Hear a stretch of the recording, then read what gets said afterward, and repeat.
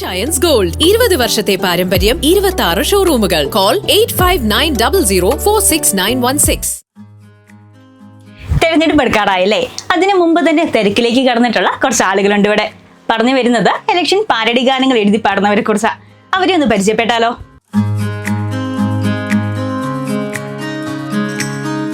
തെരഞ്ഞെടുപ്പ് കാലത്ത് parody ഗാനങ്ങളുടെ പരമ്പരയൊരുക്കി പ്രസാദും മാഹിനും. Hit പാരഡികളുടെ തട്ടകമായി മാറുകയാണ് പായിപ്ര മില്ലുംപടിയിലെ MJ സ്റ്റുഡിയോ. കേരളത്തിലെ തദ്ദേശ സ്വയംഭരണ സ്ഥാപനങ്ങളിലേക്കുള്ള തെരഞ്ഞെടുപ്പ് പ്രഖ്യാപിച്ചതോടെ സ്ഥാനാർത്ഥികൾ ആവേശത്തിലാണ്.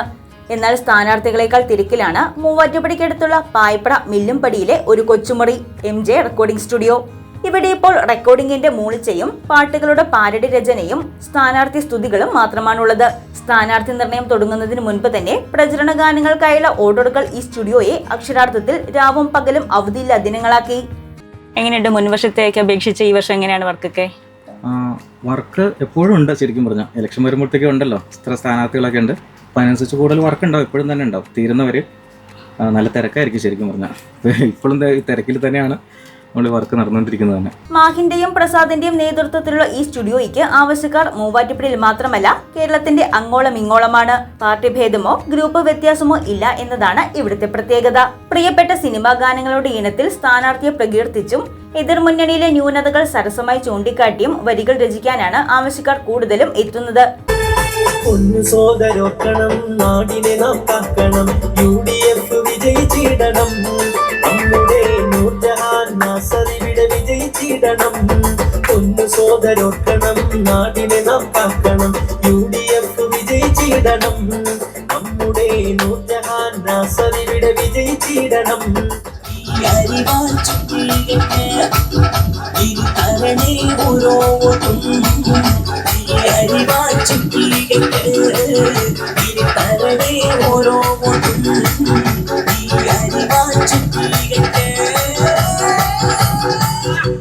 നമ്മളിപ്പോ ഇലക്ഷനൊക്കെയാണ്, വിവിധ പാർട്ടികൾക്ക് വേണ്ടി വിവിധ സ്ഥാനാർത്ഥികൾക്ക് വേണ്ടിയിട്ട് നമ്മൾ വർക്ക് ചെയ്യുന്നുണ്ട്.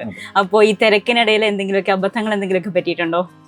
ഇഷ്ടം പോലെ ഒന്നല്ല, ഒരുപാട് പറ്റിയിട്ടുണ്ട്. ഓക്കെ, അതിൽ ഇപ്പൊ അബദ്ധങ്ങൾ പറ്റിയിട്ടുണ്ടെന്ന് പറഞ്ഞു. അതിൽ ഏറ്റവും രസകരമായിട്ട് തോന്നിയിട്ടുള്ള ഏതെങ്കിലും ഒരു അനുഭവം ഒന്ന് ഷെയർ ചെയ്യാവോ? ഞങ്ങൾ രണ്ടുപേരും ധ്യാനമേളയ്ക്ക് പങ്കെടുക്കുന്നത്. അപ്പോൾ ചെല്ലുമ്പോൾ ഈ വരികൾ ഇങ്ങനെ തലയിൽ നിറഞ്ഞെടുക്കുമായിരിക്കും. ഒരു അബദ്ധം എനിക്ക് പറ്റിയിട്ടുണ്ട്. അതായത് നമ്മൾ രണ്ടുപേരുള്ള വേദിയിലാണ് സംഭവിച്ചത് തോന്നുന്നത്. 14 രാവുദിച്ചത് മാനത്തോ, ആ പാട്ടിന്റെ പാരഡി അന്ന് ഒത്തിരി വളരെ പ്രസിദ്ധമായിരുന്നേ.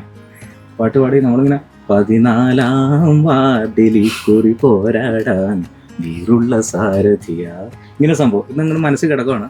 അപ്പോൾ സ്റ്റേജിൽ ഈ ഗാനം ഒറിജിനൽ പാടാനായിട്ട് ചെല്ലുമ്പോൾ ഉണ്ടായത് 14 വാർഡിൽ.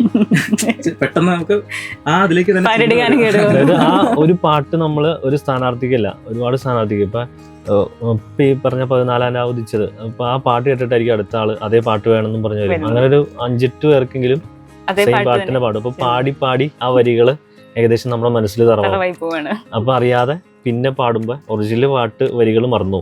അതിന് പകരം വലിയൊരു പ്രശ്നമാണ്.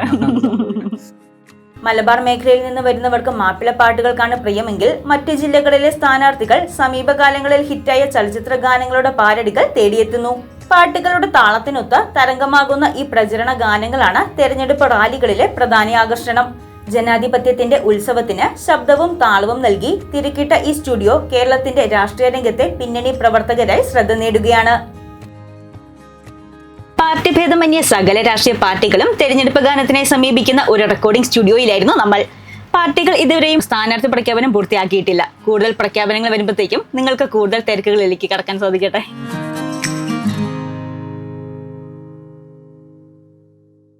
അഹല്യയിലെ വിദഗ്ധരായ ഡോക്ടർമാരുടെ ചികിത്സ കൊണ്ട് എനിക്ക് എന്റെ കാഴ്ചശക്തി പൂർണ്ണമായും തിരിച്ചു കിട്ടി. ഇപ്പൊ എനിക്ക് ഈസിയായി വായിക്കാം. നേത്ര സംരക്ഷണത്തിന് നമ്മുടെ Ahalya. Ahalya foundation eye hospital, കേരളത്തിൽ എല്ലായിടത്തും.